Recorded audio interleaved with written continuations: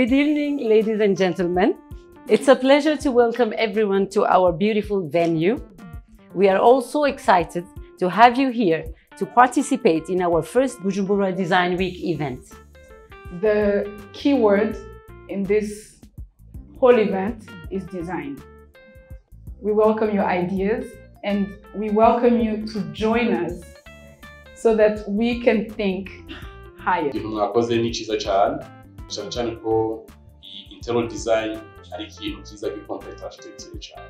Ndaciye mvuga ati cyagisagara twama tugaho kimeze nabi yamaze twama tugaho kameze nabi atari mu maboko meza. Le design, c'est la vie, c'est la façon de vivre, c'est la façon de voir les choses, la manière dont on perçoit la vie. Il y a du design dedans. Burya ivyo vya interior design canke decoration l'architecture c'est ikintu umuntu yiga gusa il faut ko aba barifise muri we.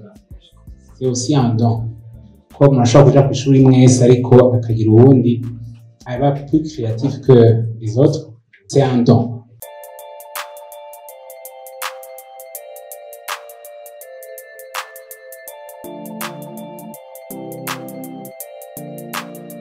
De mon ingénieur. Je ne suis pas architecte.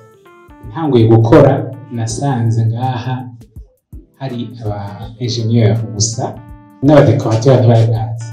L'architecte mu bisanzwe il a une conception d'ensemble.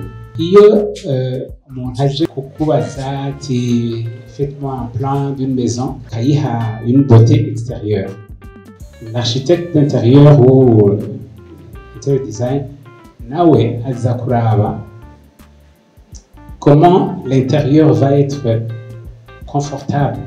Harimo ibintu byinshi, les circulations, uko zirinda kumera,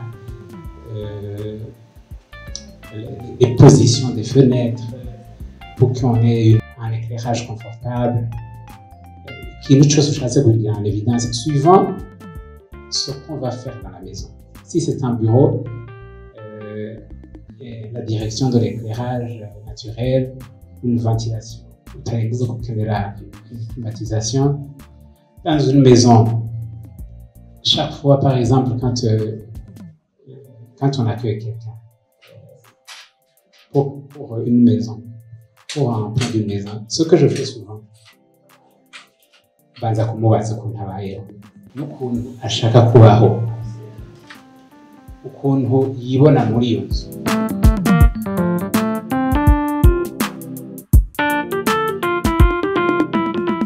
Le design au Burundi, ça doit refléter notre culture. Le design doit pouvoir avoir ses racines dans l'identité burundaise. C'est ça vraiment le message qu'on veut faire passer. Et que tout Burundais ou tout Burundaise, où qu'il ou où qu'elle se trouve, puisse savoir que le design est un aspect à ne pas négliger. Le design est un métier. Le design crée des emplois. Et le design permet le développement d'une communauté, d'une ville, d'une nation. Form follow function. Ikuvuga ikintu giha forme bivanye na fonction kiragikore. Yabivuze neza ati twatire iza kumanura neje kandi ataneje dufise. Urumva ubugiye gufata ibintu byacu bizomara ukabishira ahantu kandi byacu bizotumarira. Bujumbura Design Week, the interior decoration. No munsi twatanguye agwitotanel ise n'ibindi byinshi biri kirategura twashaka tubanze tubonane tumenye abo tuzobikorana nawe bifise ku mutima turi dushobora gukora twanse abadutera intege byatugaragara yuko intumbero y'ino munsi twashitse.